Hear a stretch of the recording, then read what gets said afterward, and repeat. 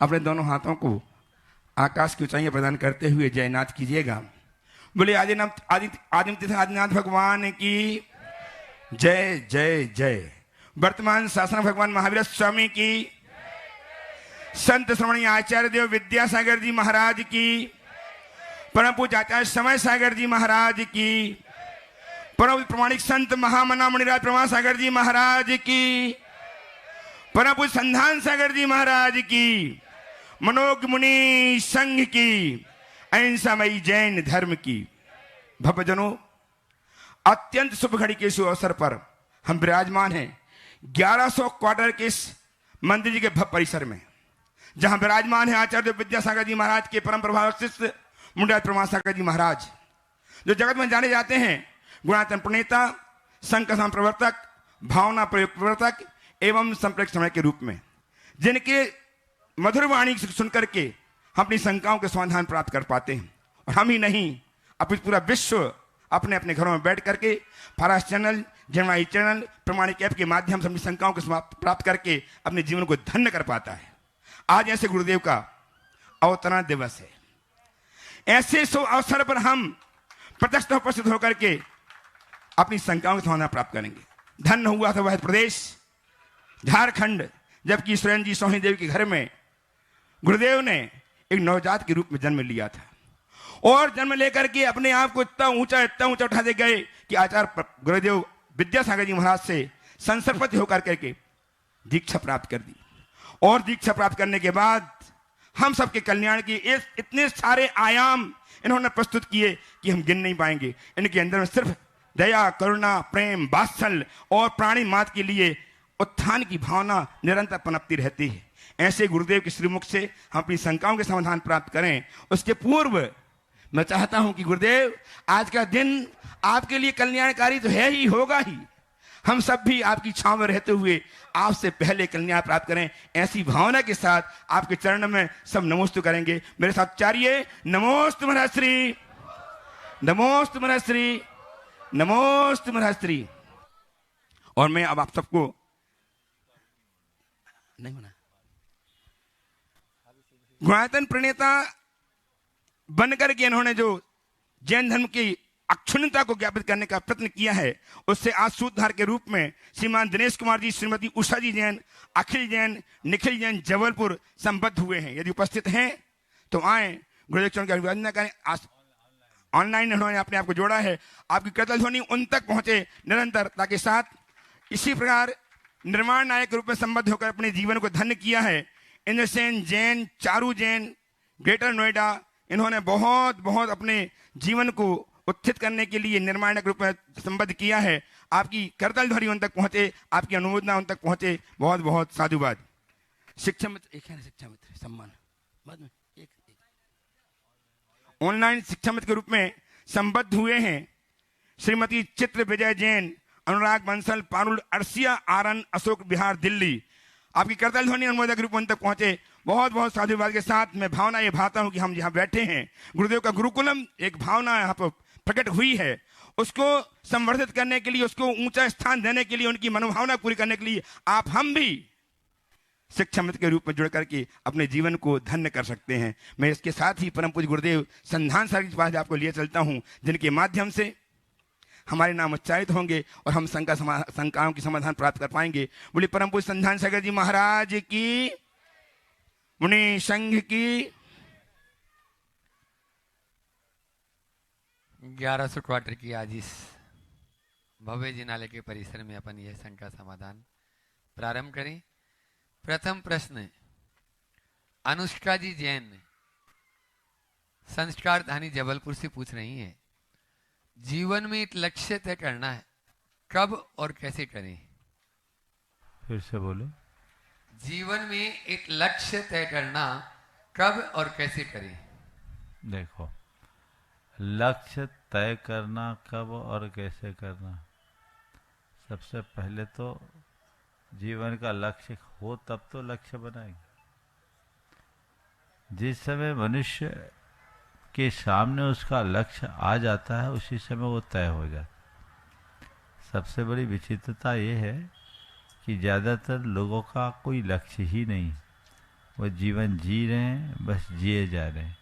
क्यों जी रहे हैं इसका कोई ठिकाना ही नहीं। फिर यदि किसी का कोई लक्ष्य है भी तो सभी का अलग अलग दृष्टिकोण है, सभी अलग अलग दृष्टिकोण से अपना अलग अलग लक्ष्य बनाते हैं।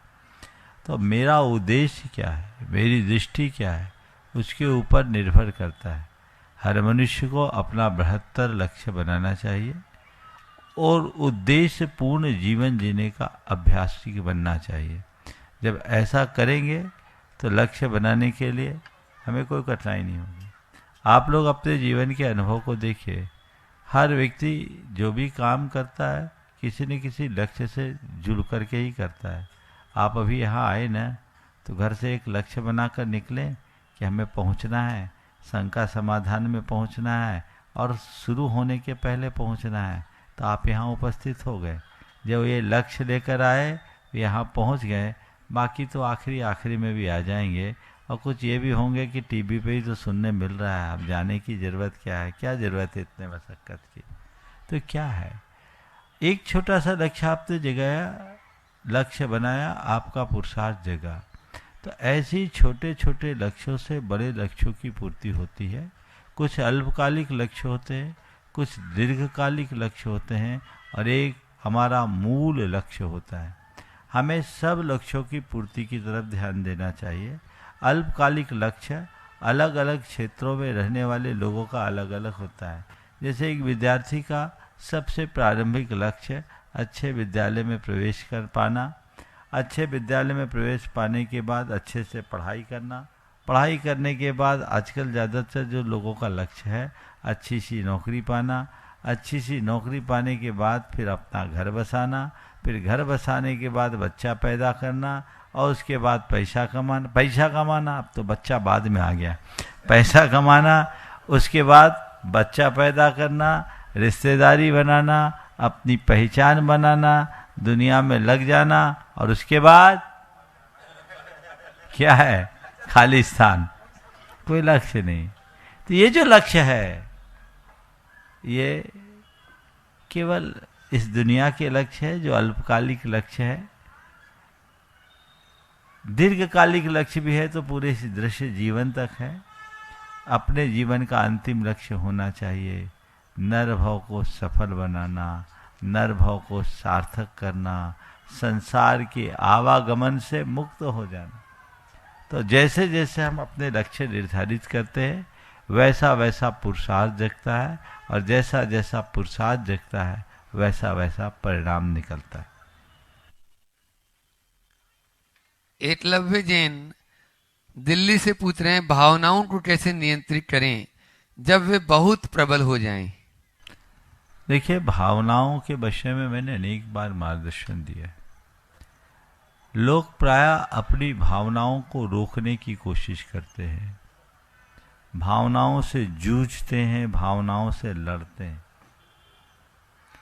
भावनाओं से लड़िए मत, भावनाओं को मारिए मत, भावनाओं को बदलिए, भावनाओं को मोड़िए। भावनाओं को बदला जा सकता है, भावनाओं को आसानी से मोड़ा जा सकता है और भावनाओं के बदलते ही, मोड़ते ही जीवन की दिशा और दशा सब परिवर्तित हो जाती है। तो जब भी कुछ हो, जैसे आपके मन में एक बड़ा भावनात्मक वेग आ रहा है, मान लीजिए क्रोध की ही एक भावना है, वेग है, तीव्र वेग। अब आप उस समय क्रोध को काबू करने की कोशिश करेंगे तो हो सकता है क्रोध और बेकाबू हो जाए।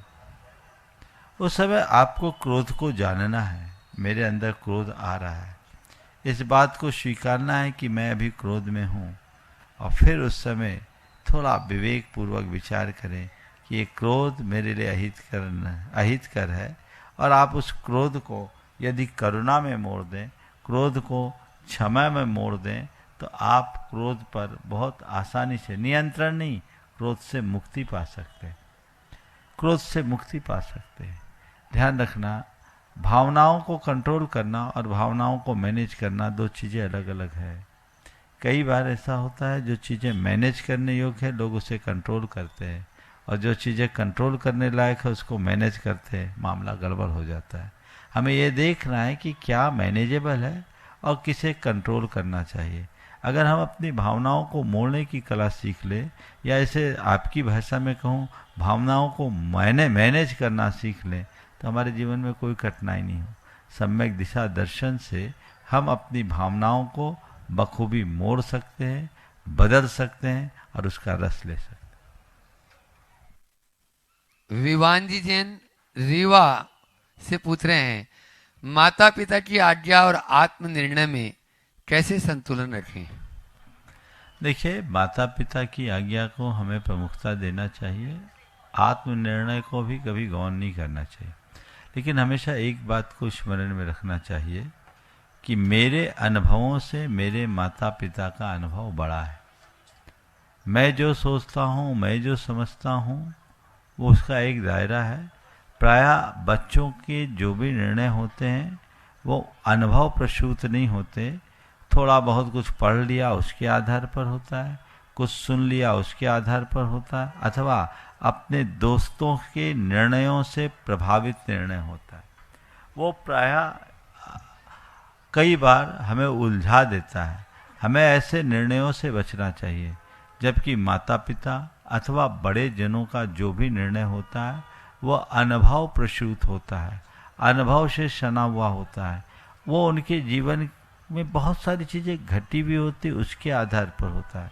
तो अनुभव को हमेशा प्रमुखता देनी चाहिए और माता पिता को अपना हितैषी मानना चाहिए कि वे मेरे सबसे बड़े वेल विशर हैं, वे मेरे सबसे बड़े हितैषी हैं। मुझे उनकी बात को हमेशा प्रमुखता देनी चाहिए। मन में ये बात बन जाए तो कभी कठिनाई नहीं हो। माता पिता के प्रति श्रद्धा हो। जैसे आप लोग गुरुओं की बात को प्राय मान लेते हो, मानते हो कि नहीं मानते? हाँ, क्यों मानते हो? कई बार आप कुछ सोच कर आए, मेरे पास तो कई बार ऐसा हुआ, बहुत सारे लोगों ने अपने लिए बहुत कुछ सोचा, मार्गदर्शन चाहा, मैंने थोड़ा सा बोला कि ये काम थोड़ा कम जचता है, ठीक नहीं है। ठीक है महाराज, आपने कह दिया, अब कुछ नहीं, आपकी बात मेरे लिए ब्रह्मवाक। आपने ये बात मानी, क्यों मानी? क्योंकि आपके हृदय में गुरु के प्रति श्रद्धा है। गुरु के प्रति श्रद्धा होती है तो गुरु वचनों को आप मान लेते हैं, क्योंकि श्रद्धा स्वीकार्यता को बढ़ाती है। जिनके अंदर श्रद्धा नहीं वो नहीं मानेंगे, पर जिनके अंदर श्रद्धा है वो कभी कोई चीज़ में कमी नहीं करेंगे। तो जैसे गुरु के प्रति श्रद्धा होने से आप गुरु वचनों को तुरंत स्वीकार लेते हैं, ऐसे ही माता पिता की प्रति श्रद्धा हो जाए तो उनकी सब बातें आपको स्वीकार हो जाएगी। आज विडंबना यह है कि माता पिता स्वीकार्य नहीं है, इसलिए मामला गड़बड़ हो जाता है। हमें माता पिता को के प्रति श्रद्धावान बनना चाहिए, उनको स्वीकार मानना चाहिए। माता पिता को भी चाहिए, कुछ माता पिता अपने बच्चों की भावनाओं का ख्याल रखते हुए निर्णय देते हैं, और कुछ माता पिता ये मानकर कि बच्चे को आता क्या, अनुभव क्या है, सारा निर्णय हमको लेना है, वे अपना निर्णय थोप देते हैं। उसका परिणाम प्राय उल्टा हो जाता है। ऐसा निर्णय थोपना कतई उचित नहीं है। चीज़ों को समझते हुए, समय काल की स्थिति को जांचते हुए, बच्चों की भावनाओं का ख्याल रखते हुए हमें कोई आदेश देना चाहिए। अनुज जी श्रीवास्तव मुंबई से पूछ रहे हैं, गुरु की आवश्यकता क्यों है जब ज्ञान पुस्तकों में भी है? गुरु की आवश्यकता क्यों है जब ज्ञान पुस्तकों में भी है? बात तो सही है, आप पुस्तकों की बात तो जाने दीजिए। गुरु की आवश्यकता क्यों है जब ज्ञान गूगल में है? अब तो पुस्तक ही गोल हो गया। ध्यान रखना, पुस्तकों से हमें केवल जानकारी मिल सकती है, गुरु से अनुभव भी मिलता है। मैं बात को दोहरा रहा हूँ, पुस्तकों से जानकारी मिलेगी, गुरु से अनुभव मिलेगा। केवल जानकारी से काम नहीं होता, अनुभव बहुत महत्वपूर्ण होता है, जो केवल एक गुरु से ही प्राप्त होता है। किसी व्यक्ति को नाव चलाने के बारे में पर्याप्त जानकारी हो सकता पीएचडी किया हो, लेकिन नाव को पार लगाने के लिए एक अनपढ़ नाविक ही काम आता है। भले वो अनपढ़ हो, लेकिन उसको अनुभव है, उसको एक्सपीरियंस है। जीवन के उतार चढ़ाव में ठहराव केवल जानकारी से नहीं आता, अनुभव से आता है। और ये भूमिका केवल एक गुरु की होती है, गुरु के अनुसार करना चाहिए, प्रत्यक्ष। हाँ, एक मिनट। चलो, हाँ, अपने बीच में आज जस्टिस अभय जी गोयल यहाँ पर उपस्थित हैं और मैं चाहूंगा एक बार जोरदार तालियों से उनका स्वागत अभिनंदन करें और वे अपना प्रश्न गुरु चरणों में करें, माइक वहां तक पहुंचाएं। उसके बाद में तैयार रहेंगे बासा से पारस जी जैन, शिरोमणि संरक्षक गुणायतन, अपने पूरे परिवार के साथ में। गुरु चरण, हेलो माइक चालू करके दें। हेलो जी। गुरु चरणों में बारंबार नमस्कार, समस्त संघ के चरणों में नमोस्तु। गुरुदेव, आज आपका अवतरण दिवस है। इस अवसर पर मैं आपको सत सत नमन करता हूँ, कोटिशा बधाई देता हूँ और पूर्ण समाज की ओर से ये भावना भाता हूँ कि आप शतायु हों, आप स्वस्थ रहें और आपके साधना का मार्ग निरंतर उत्तरोत्तर वृद्धि की ओर बढ़ता रहे। गुरुदेव, मेरा जो आज का प्रश्न है, हो सकता है उसका कई बार उत्तर आपके द्वारा आया हो, किंतु मेरा ऐसा मानना है कि उस पर बार बार चिंतन, उस पर बार बार जोर देना और युवा पीढ़ी को बार बार उद्वेलित करना बहुत ज़रूरी है। आज सब जैन समाज, संपूर्ण देश का जैन समाज एक उद्वेलित हो रहा है, बहुत समस्याओं से जूझ रहा है। जनसंख्या की समस्या है, पीढ़ी के डिफरेंस की समस्या है और पलायन की समस्या है। तो इस पर बार बार आपका उद्बोधन, बार बार मार्गदर्शन बहुत आवश्यक है, ऐसा मेरा मानना है। तो इस पर आप अपने इस युवा पीढ़ी को कि कैसे ये हमारी जनसंख्या का एक द्वंद्व चल रहा है। भारत सरकार तो चाहती है कि जनसंख्या नियंत्रित हो, किंतु हम जनसंख्या नियंत्रित करके अपने को पीछे धकेल रहे हैं, पीछे जा रहे हैं और हमारा एक राजनीतिक पतन भी हो रहा है, हम पिछड़ रहे हैं राजनीतिक रूप से।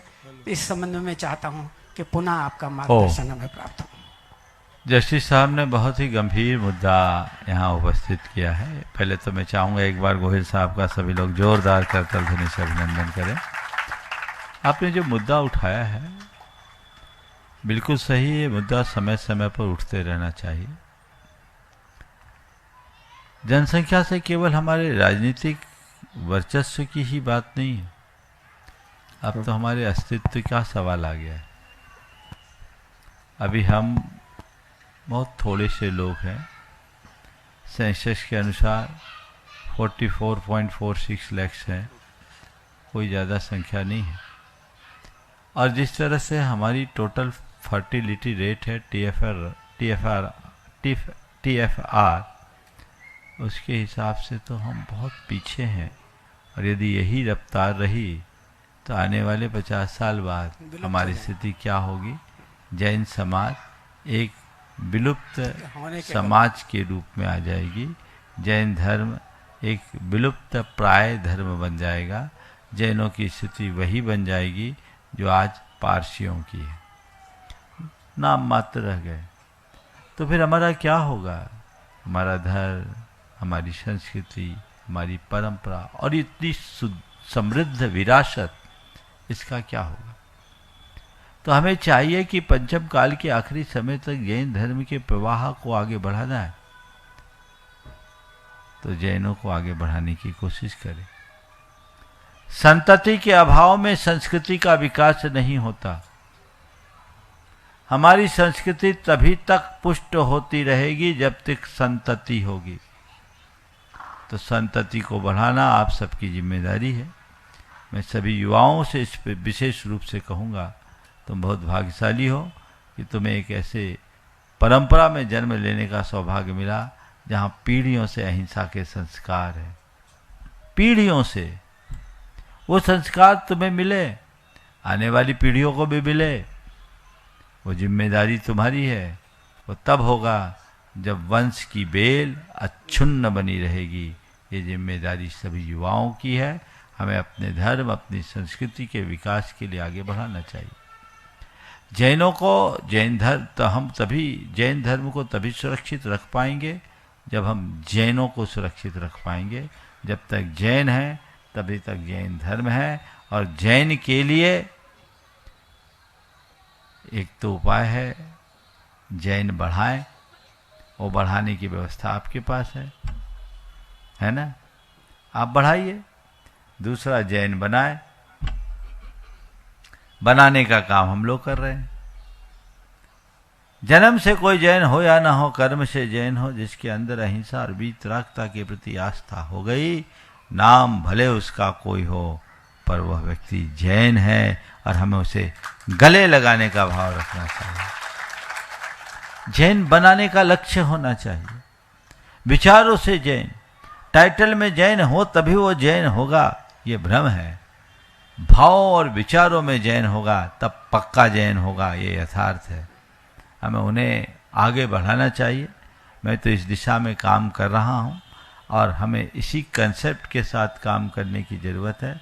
समग्र जैन समाज को इस चातुर्मास में मैं अपना संदेश चातुर्मास की स्थापना के दिन दूंगा, जो आने वाले दिनों का विजन है, जो परम पूज्य गुरुदेव से हमने बहुत सारे मार्गदर्शन लिए थे नेमावर में। अब हमने उन सब को क्रियान्वित करना शुरू कर दिया है। गुरुकुलम उसकी ही एक महत्वपूर्ण कड़ी है। हमें इन सब बातों को ध्यान रखना है। समाज के दीर्घकालिक हितों की उपेक्षा करके हम अपनी धर्म, अपनी परंपरा, अपनी संस्कृति को कतई सुरक्षित नहीं रख पाएंगे। तो ये जिम्मेदारी सबकी बनती है कि हम अपनी संस्कृति के सर्वतोमुखी विकास और दीर्घकालिक रक्षा के लिए अपनी तत्परता दिखाएं, आगे बढ़ें। हम तभी कुछ कर पाएंगे, अन्यथा सब कुछ तहस नहस हो जाएगा। आपने जो दूसरा सवाल किया, युवा पीढ़ी का पलायन, युवा पीढ़ी का पलायन, ये एक बहुत बड़ी समस्या है। पलायन केवल जैनों में नहीं, सर्व समाजों में होता जा रहा है। मुझे एक बड़ी चिंतित करता है ये पूरा प्रकरण। मैं देख रहा हूँ कि आज की जो व्यवस्था है, घरों में अब केवल सीनियर सिटीजन ही दिखते हैं। बड़ा बड़ा घर है, 5-5, 10-10 हजार वर्ग फुट का बंगला, रहने वाले 2 वृद्ध दंपति, कई में तो एक ही है ना। यहाँ भी कई होंगे जिनमें एक ही है, जिनके बच्चे बाहर हैं। अरेरा कॉलोनी तो भरी पड़ी है, पूरा भोपाल अरेरा कॉलोनी है। मुझे तो ये तक मालूम पड़ा कि कई ऐसे हुए जिनके अवसान के बाद दाग लगाने में 2 दिन बच्चों की प्रतीक्षा करनी पड़ी। विदेश में बच्चे रह रहे हैं, यहाँ वो अकेले थे, क्या करें। और ये केवल अब छोटे गांवों में नहीं रहा, छोटे शहरों में नहीं रहा, भोपाल तो राजधानी है। भोपाल, इंदौर और जयपुर को भी मैंने निकटता से देखा है। घरों में केवल अब सीनियर सिटीजन दिख रहे हैं। हमारे समाज की युवा पीढ़ी चंद शहरों में सिमट के रह रही है और विदेशों में जा रही है। भला हो ट्रंप का जिसने रोक लगा दी। सरकारों को इस पर विचार करना चाहिए। सर्व समाज के संभ्रांत वर्ग के लोग अब घरों में कम हैं। आप घूम लीजिए, क्या आजू बाजू नजर दौड़ा लीजिए, घरों में कौन दिख रहा है। सबके मकान खाली हैं। कईयों के तो ये हाल है कि सफाई करने की भी व्यवस्था उनके पास नहीं। किस काम का। इसके लिए हमें 4 स्तर पर काम करना चाहिए। पहला काम कि बच्चों को व्यापार के प्रति उत्साहित करना चाहिए। जैन समाज बिजनेस कम्युनिटी है और अपने बिजनेस के बैकग्राउंड का लाभ उठाते हुए व्यवसाय को पुष्ट करना चाहिए, व्यवसाय को आगे बढ़ाना चाहिए और अपने बच्चों की पढ़ाई भी व्यवसाय के हिसाब से करना चाहिए, ताकि आपके बच्चे आपके साथ रह सके, कम से कम आखिरी समय में पानी तो पिला सके। ये एक प्रयास बच्चों की, इसके लिए दूसरे चरण में बच्चों की मनोदशा ठीक करनी चाहिए और समाज में एक जागरूकता लानी चाहिए, जो तीसरा चरण है। आजकल कई लोगों को बड़े शहरों में इसलिए जाना पड़ता है कि बेटियां लोग नहीं देते, शादी नहीं होती, छोटी जगह है, हम अपनी बच्चे को नहीं देंगे। कईयों को भोपाल और इंदौर भी छोटे शहर लगने लगे, उनको बड़ा शहर चाहिए, बेंगलोर चाहिए, पूना चाहिए। ऐसा क्या होगा? अच्छा भरा पूरा घर छोड़कर 500, 700, 1000 फुट के फ्लैट में रह रहे हैं, दुबक कर, सुकड़ कर, घुटन भरी जिंदगी जी रहे हैं, जहाँ की आधारभूत संरचना भी ठीक नहीं, इंफ्रास्ट्रक्चर भी खराब, वहाँ क्या पाएंगे? जहाँ सरवाइव करना भी कठिन है। अच्छा खासा व्यापार कारोबार को तिलांजलि देकर जो लोग 10-12 लाख के पैकेज में वहाँ चले जाते हैं और आज की बेटियां भी वहाँ संतुष्ट है। उन्हें सोचना चाहिए, उनके अंदर चेतना जगनी चाहिए, उन्हें सोचना चाहिए कि इससे क्या होगा, कल घर चलाना मुश्किल होगा और अपने जीवन का निर्वाह तो है ही कठिन। हमारी इन धर्मायतनों का क्या होगा, इन धरोहरों का क्या होगा, गुरुओं का विहार आदि कैसे होगा, हमारे धर्म की परंपरा कैसे आगे बढ़ेगी? समाज का संभ्रांत वर्ग अगर कुछ शहरों में सिमट कर रह जाएगा तो पूरे देश में एक महान असंतुलन उत्पन्न होगा, जो घोर सामाजिक विरोध नहीं विद्रोह का कारण बन सकता है, जो बहुत बड़े खतरे का लक्षण है। इस पर सबको गंभीरता से विचार करना चाहिए। तो इसके लिए एक जनमत पैदा करना चाहिए कि अब ये बड़े छोटे घर की बात न, गांव की बात न करे, अच्छे भले वर की बात करे। ये मानसिकता बनाइए। और बेटियों के टाइम में आपका नजरिया दूसरा होता, बेटे के टाइम में आपका दूसरा। आप चाहते बेटे को, मेरे बेटे को कोई लड़की मिले और आप अपनी बेटी को खुद बड़े घर में बड़े शहर में भेजना चाहते, तो कैसा हो? कई जगह ऐसा हुआ है जहाँ लोग गाँव में रहते हैं और ये तय कर लिए कि हम बेटी उसी को देंगे जो हमें बेटी देगा। ये व्यवस्था, ये जागरूकता होनी चाहिए और इसके लिए बेटियों से मैं कहूँगा वो खुद में संकल्पित हो कि हम बड़े शहर में जाने का ख्याल त्यागेंगे, भले व्यक्ति से संबंध करेंगे, अच्छी जगह अपना संबंध करेंगे, अच्छे घर में अपना संबंध करेंगे, अच्छे वर से अपना संबंध करेंगे, ताकि अच्छे से रह सकेंगे। ये एक जागरूकता। और चौथा जो सबसे महत्वपूर्ण कार्य, भारत सरकार का ध्यान इस पर केंद्रित कराना चाहिए। हर स्तर पर जितने लोग इस कार्यक्रम को देख और सुन रहे हैं, चाहे वो जैन हो या जैन, वे सब लोग अपने अपने स्तर पर सरकार का ध्यान आकृष्ट करें और इससे होने वाले कुपरिणामों के प्रति सरकार को आगाह करे और उससे अनुरोध करे कि एक ऐसी कुछ व्यवस्था बनाए कि संपूर्ण देश का समेकित विकास हो। बड़े कारपोरेट हाउसेस का जो कारोबार है, उनके ऑफिसेस हैं, छोटे और मझोले शहरों में भी हो, ताकि बच्चों को जाना ही न पड़े। अभी वर्क फ्रॉम होम के कारण बहुत बच्चे घरों में रहने लगे, लेकिन फिर से वही पुराना ढर्रा शुरू हो गया, वापस कंपनियां बुलाने लगी। तो वो चीज़ें बदले, एक ऐसी व्यवस्था करे, सरकार उनको सुविधाएं दे और अपना इंफ्रास्ट्रक्चर मजबूत बनाए, ताकि जितने भी मल्टीनेशनल कंपनीज हैं और कॉरपोरेट घराने हैं, वे अपने अपने ब्रांचेज ऐसे शहरों में रख सके और वहाँ लोग अपनी जीविका की भी पूर्ति कर सके और लाभ ले सके। पर खेती और व्यवसाय को बढ़ावा देकर बहुत कुछ काम किया जा सकता है। आज के समय में एग्रीकल्चर का सेक्टर बहुत आगे बढ़ रहा है, दुनिया में बहुत बड़ा काम हो रहा है। अब तो औद्योगिक खेती बनते जा रही है। अभी कल ही एक युवक ऑस्ट्रेलिया से, यहाँ का था, ऑस्ट्रेलिया रह रहा था, वो ऑस्ट्रेलिया से एक कंसेप्ट लेकर के आया है। बोले भारत में एक बहुत बड़ी इंडस्ट्री लगाने जा रहे हैं। वो क्या इंडस्ट्री लगा रहा है, मंच पे बोलूँगा तो उसकी निजता खंडित हो जाएगी, इसलिए मैं सार्वजनिक रूप से नहीं बोलूँगा। लेकिन उसने दिमाग लगाया एक ऐसे प्रोडक्ट को पानी से उगाएगा। पानी से आजकल तो हाइड्रो क्या बोलते हैं, हाइड्रोफ्लेम क्या बोलते हैं, उससे पूरी की पूरी खेती होती है। ज़मीन की ज़रूरत है, मिट्टी की ज़रूरत नहीं, पानी में हो जाता है और 3-4 लेयर में होगी। बोले 4 गुनी फसल होगी। और उसने जो हिसाब लगाया वो बोला महाराज इसमें सैकड़ों करोड़ का टर्नओवर होगा, संभावना है। और उसके लिए वो गांव में जाएगा। बोले हमारी पैतृक खेती है, हम वहाँ काम करेंगे। तो मैं आज के युवाओं से कहना चाहता हूँ संभावनाएं अनंत है। और मैंने पूछा मैनेज कैसे करेगा, बोले एआई बेस्ड मैनेजमेंट है, वो एआई से जुड़ा हुआ है, काम कर रहा है।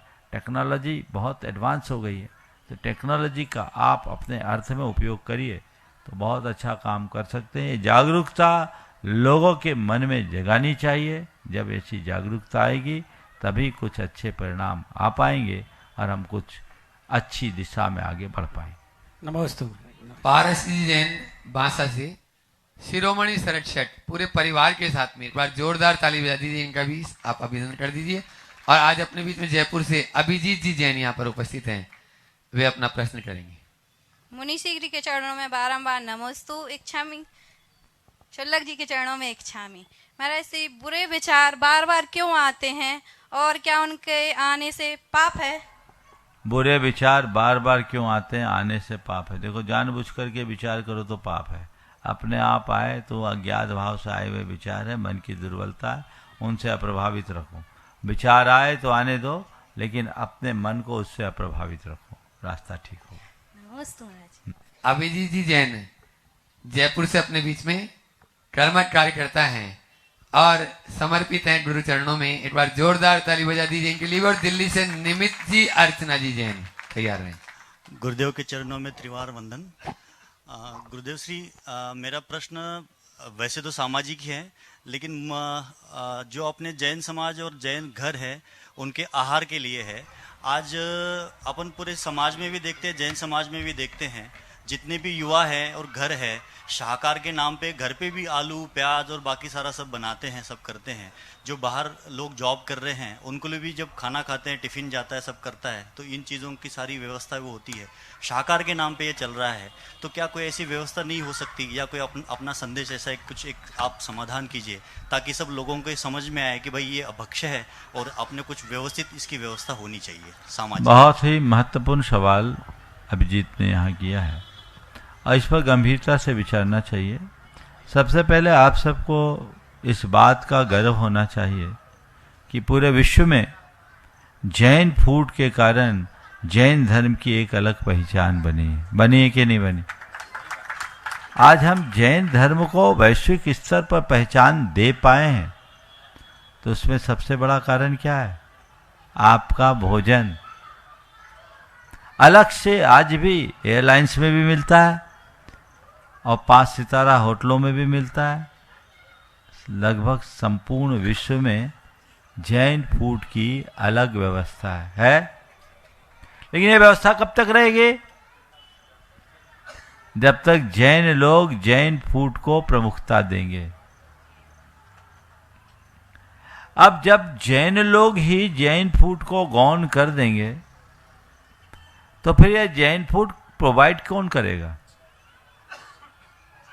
तो आपको चाहिए कि आप जैन होने का गौरव अनुभव करें और अपने आचार व्यवहार में जैन फूड को स्थान दे, जमी कुंद को दूर करे, उनसे बचे, इनका परित्याग करे। कोई जरूरी नहीं है, इनके बिना भी हमारा काम चल सकता है। और एक बात और, हेल्थ कॉन्शियस होना चाहिए। ऐसे पदार्थों का सेवन, खासकर आलू का, ये हमारे लिए उपयोगी नहीं है। ये कोलेस्ट्रॉल बढ़ाने वाले और अन्य बीमारियों को बढ़ाने वाले हैं, फैट का मैटर बढ़ाता है, और भी चीज़ें हैं। तो ये अभक्ष्य पदार्थ जो हैं उनसे बचिए। आज भी सब कहने लगे हैं कि अधिक से अधिक सब्जियां खाइए, हरी सब्जियां खाइए, तो वो आपके लिए ज़्यादा फाइबरिश होगा और वो आपके लिए ज़्यादा सेहतमंद हो सकेगा। तो हमें इन बातों को ध्यान में रखते हुए चलना चाहिए और खान पान के प्रति जागरूकता रखनी चाहिए, ताकि आप लंबी आयु और निरोगी काया दोनों को प्राप्त कर सके और इनका परहेज कर सके। अच्छे अच्छे उम्र दराज लोग भी आजकल ये चीज़ें बड़े चाव से खाने लगे हैं, ये उचित नहीं है। आपको अपनी पहचान बनाए रखना है, ये आपकी अपनी जिम्मेदारी है और इस दिशा में सतत प्रयास करें। निमित अर्चना जी जैन दिल्ली, वे अपना प्रश्न करें और उसके बाद में तैयार रहेंगे अपने बीच में प्रज्ञा चक्षु मुकेश जी जैन छतरपुर।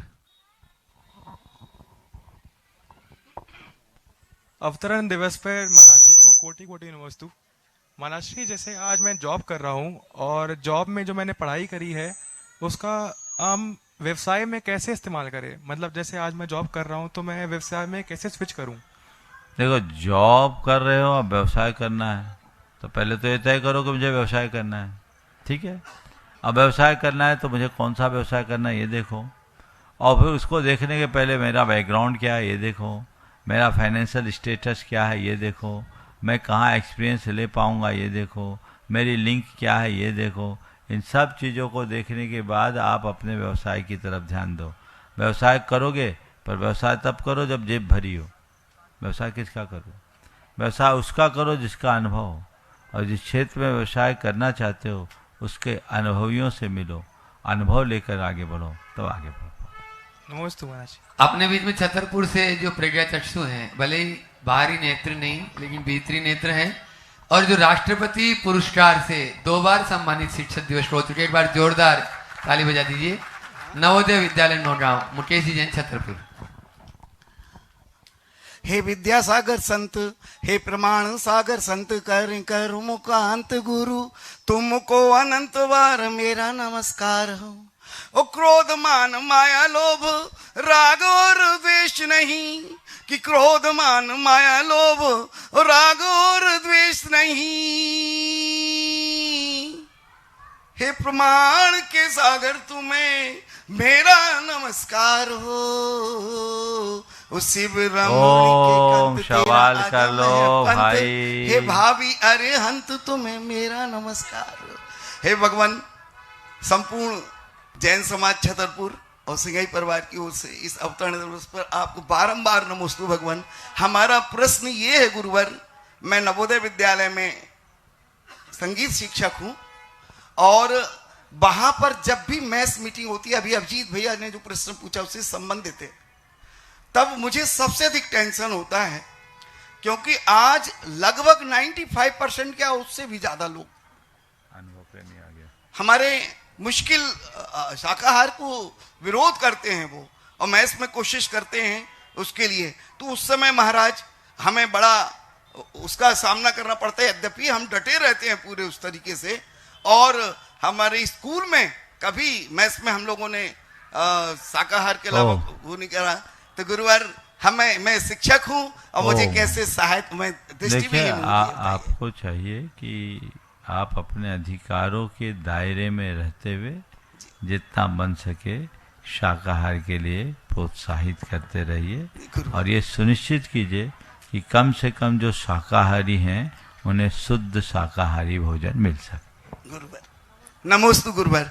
गुरुवर मैं दृष्टिविहीन हूँ, मुझे कैसे करना चाहिए थोड़ा सा मेरे लिए, कि मैं और क्या क्या करूँ ताकि मेरे धर्म का, और मैं आप अभी जो कर रहे हैं बेहतर कर रहे हैं, ऐसे ही करते रहिए। नमोस्तु भगवान। और मैं आवाज दे रहा हूं, अब मंजू जी सेठी अपने बीच में यहाँ पर उपस्थित हैं, जयपुर से नितिन मंजू जी सेठी, नितिन वंशिका मंजू जी सेठी, एक बार जोरदार, और विवान सेठी एक बार जोरदार ताली बजा दीजिए, जो आज गुरुकुल गौरव की उपाधि से आज सम्मानित हुए हैं। एक बार जोरदार ताली, जिन्होंने आज अवतरण इस दिवस पर श्री विद्या प्रमाण गुरुकुल से यहाँ, और उनके सम्मान के लिए मैं आमंत्रित कर रहा हूँ। उनका नाम अजय जी जैन को, सुबोध जी, अनुभव जी सराफ और प्रेमी जी, श्री विद्या प्रमाण गुरुकुल के सभी पदाधिकारी, श्रीमान श्रीमती मंजू देवी जो गुणायतन ट्रस्टी भी हैं, श्रीमान सुशील कुमार जी की स्मृति में नीरज जी, कर्णिका जी सेठी कासवी, नितिन जी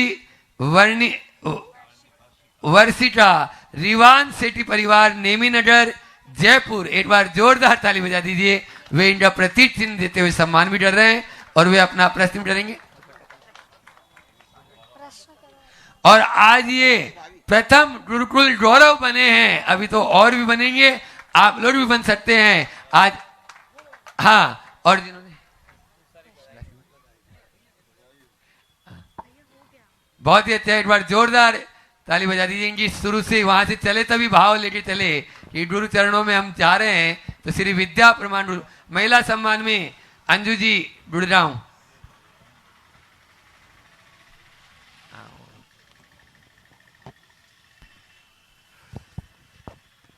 माइक पहुंचा दे वहां तक, वे प्रश्न भी पूछेंगे अपना और उसके बाद में तैयार रहेंगे अपने बीच में। नमोस्तु गुरुदेव, नमोस्तु गुरुदेव, नमोस्तु। गुरुकुल गौरव और भी जो चुलक जी को इच्छामी इच्छामी इच्छामी। महाराज श्री मंदिरों की वेदी पर हम अरिहंत भगवान और सिद्ध भगवान दोनों की प्रतिमा देखते हैं।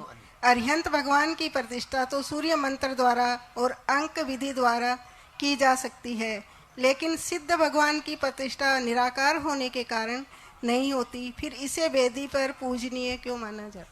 देखिए, शास्त्रों में अरहंत प्रतिमा और सिद्ध प्रतिमा दोनों का विधान है, और अरहंत प्रतिमा और सिद्ध प्रतिमा की दोनों की प्रतिष्ठा की विधि, दोनों में प्रतिमा होती है, साकार होती है। अंतर केवल इतना होता है कि अरहंत प्रतिमा अष्ट प्रातिहार संयुक्त होती है, जबकि सिद्ध प्रतिमा प्रातिहार रहित होती है। समझ गए? अरहंत प्रतिमा प्रातिहार सहित और सिद्ध प्रतिमा प्रातिहार रहित, यानी अरहंत प्रतिमा में चिन्ह अंकित होंगे, सिद्ध प्रतिमा में चिन्ह अंकित नहीं होते। कई जगह आपने देखा होगा उसमें लिखा होगा सिद्ध, तो ये अरहंत सिद्ध की प्रतिमा का शास्त्रीय विधान है। आप लोग जो वेदियों में सिद्ध प्रतिमा के नाम से प्रतिमा रखते हो, वो सिद्ध प्रतिमा नहीं है, वह सिद्ध आकृति है। सिद्ध आकृति, समझ गए? तो सिद्ध आकृति में केवल आकृति है, उसकी मात्र शुद्धि होती है, प्रतिष्ठा नहीं। तो शुद्धि होने से वो वेदी में रखने योग्य हो जाती है, उससे हमें निराकार सिद्ध परमात्मा की स्मृति आ जाती है। इसके अलावा और कुछ। नमोस्तु। मैं चाहूँगा इस परिवार का आज जोरदार अभिनंदन करें। मुझसे अनुभव वगैरह बोल रहे थे, आ जाओ सामने आ जाओ अनुभव। ये लोग बार बार बोल रहे थे महाराज बहुत सारे परिवार गुरुकुलम से जुड़ना चाहते हैं, आप कुछ ऐसा भी उपक्रम बताएं कि गुरुकुल से जुड़ने वाले और लोगों की भी नाम आ जाए। मैं सोच रहा था ये व्यवस्था चातुर्मास से करूं, और मैंने कुछ लोगों के लिए कुछ ऐसी व्यवस्था सोची है जिससे हर परिवार, हर घर गुरुकुल से किसी न किसी रूप में जुड़ सकता है। सोचा तो था कि चातुर्मास के स्थापना के दिन ये सारा मार्गदर्शन दो, लेकिन आज मंगलाचरण मंजू जी ने कर दिया। इनका कल ये आई थी मेरे पास और इन्होंने कहा महाराज जी हमने सुना है कि गुरुकुलम बन रहा है, हमें इसमें अपना योगदान देना है, आप कुछ बताइए हमें क्या देना है। तो मेरे मन में आया कि इसकी शुरुआत हो, और वो शुरुआत गुरुकुल गौरव से हो। और आज ये गुरुकुल गौरव में पहली गुरुकुल गौरव बनने का श्रेय प्राप्त की है।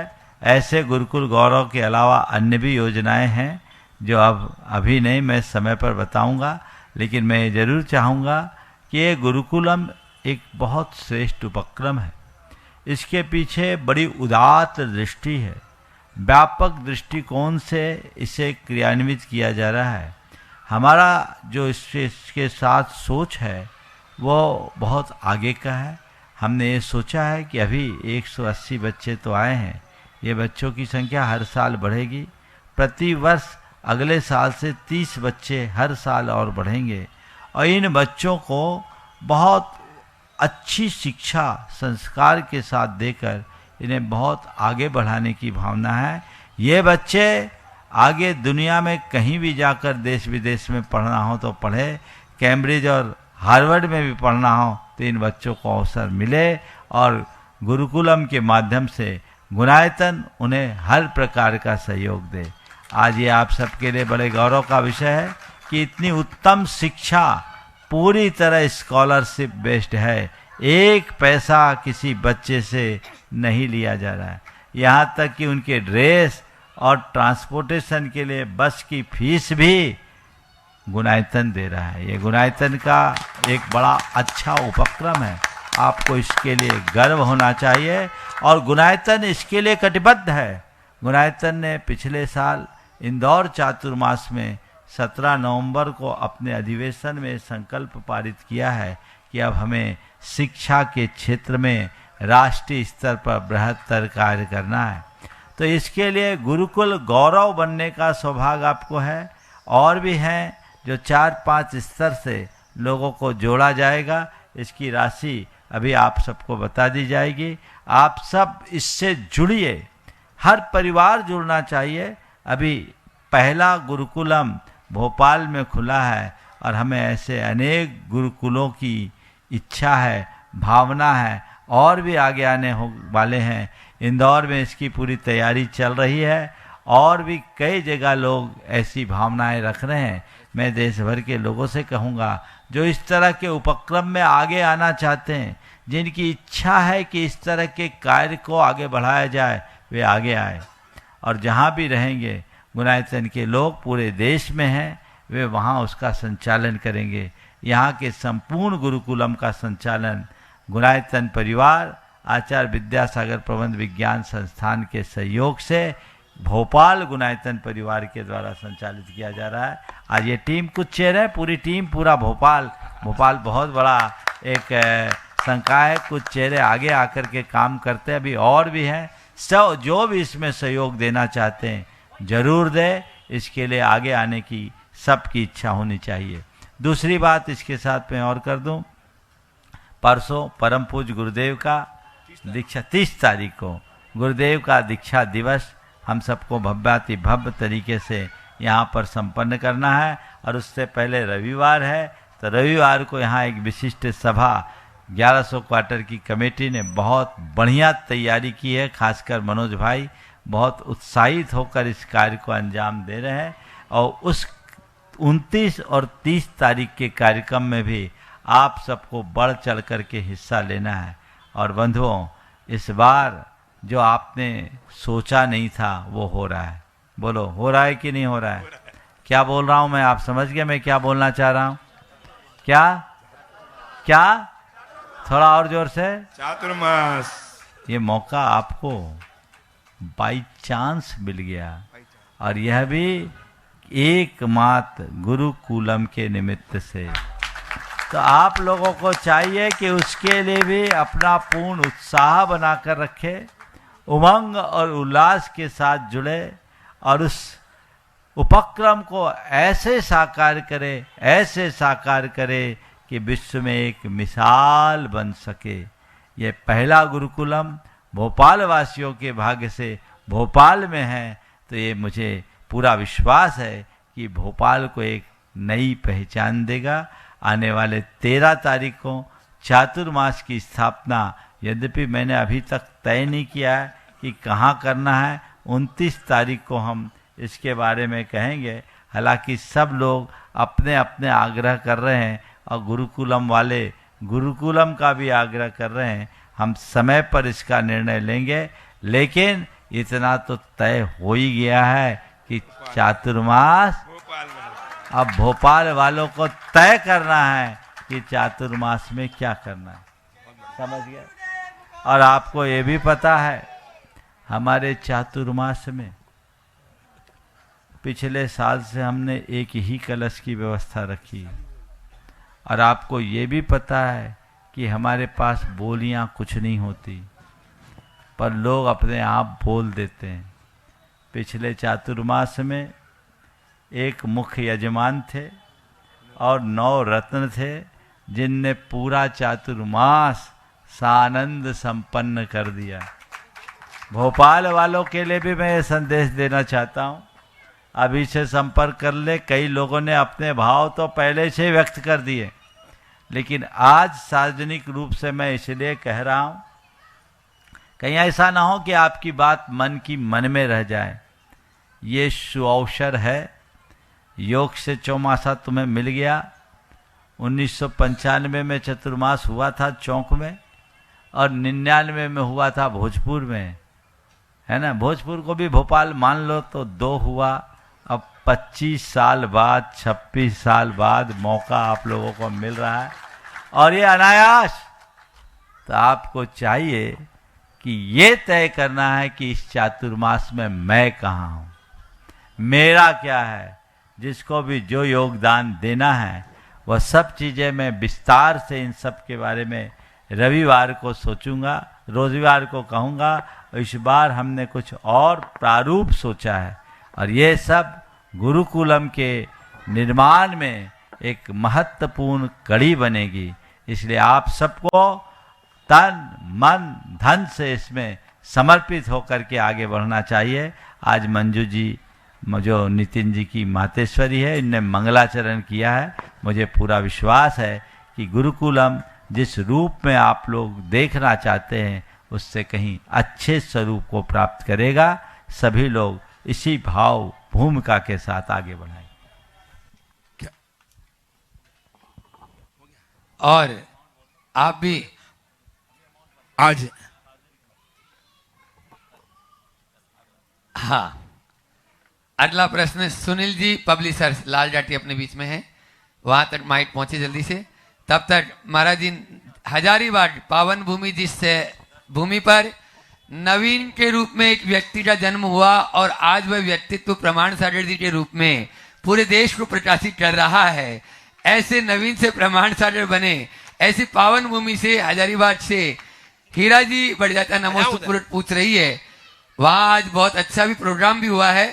एक बार वो सभी नमोस्तु बोल रहे हैं और इसके साथ में ही पूछ रही हैं कि महाराज जी, आपकी भाषा में शुभ चिंतक की परिभाषा क्या है? नमोस्तु। क्योंकि आज के जमाने में शुभ चिंतक ऐसे हैं जो आपका शुभ होते ही जिन्हें जो चिंतित हो जाते हैं।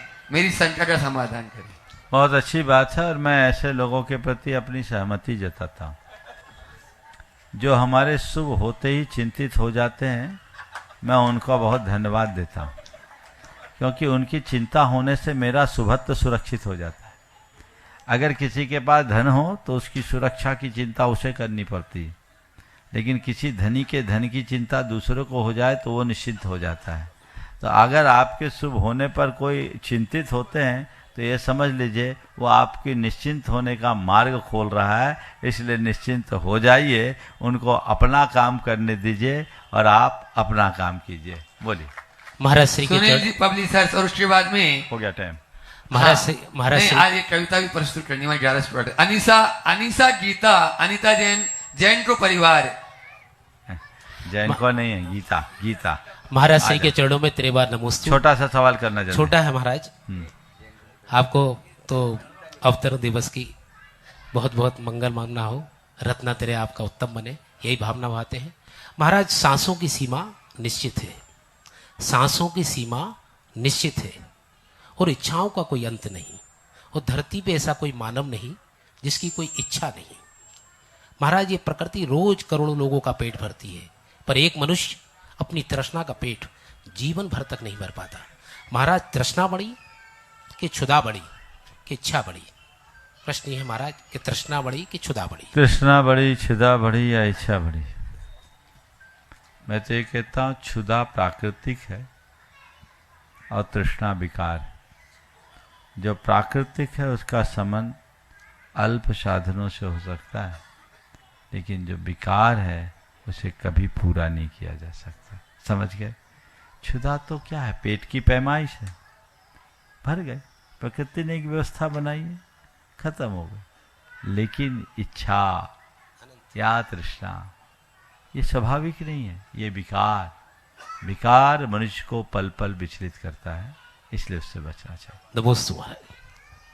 जॉइंट कमिश्नर जेके जैन साहब की पुत्री अनिशा जैन अपना प्रश्न और अपनी बात करना करेंगे। हाँ, अपनी भावाभिव्यंजना पहले बोल दो। हाँ। गुरुदेव के चरणों में सादर नमोस्तु। जैन धर्म के प्रखर सूर्य का आज धरती पर हुआ अवतरण, हृदय से करते भक्ति तुम्हारी, गुरुदेव ले लो आप हमें अपनी शरण। आपके मुख से निकली वाणी स्वयं सत्य का प्रमाण है, नन्हे बच्चों के लिए जैन धर्म सहज बना, आप उनमें धार्मिक संस्कारों का करते निर्माण है। गुणायतन तीर्थ प्रणेता, गुरु प्रमाण सागर, भावना योग के हैं प्रवर्तक, अर्थ से परमार्थ तक की जीवन यात्रा सिखाई, बताया जीवन को कैसे बनाए सार्थक। विद्या प्रमाण गुरुकुलम के द्वारा मेधावी छात्रों के जीवन को दे रहे नई दिशा।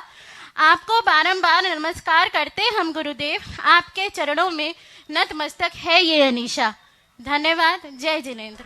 ओह, बहुत सुंदर। बच्चों को बुलाओ।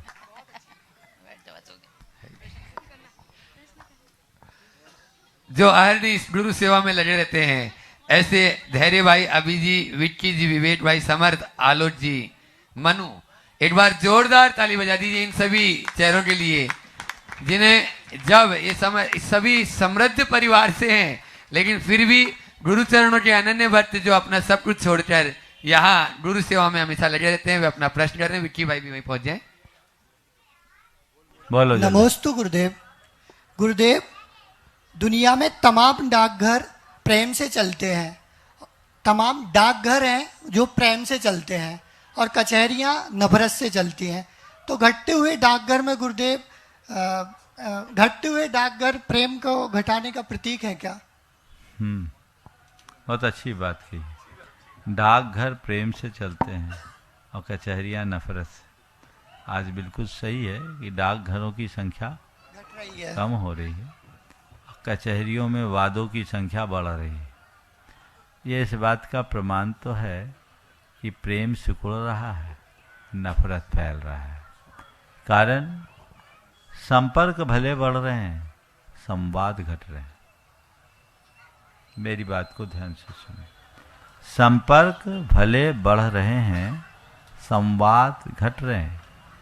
आज लोग एक दूसरे से कनेक्ट तो हैं पर जुड़े हुए नहीं हैं।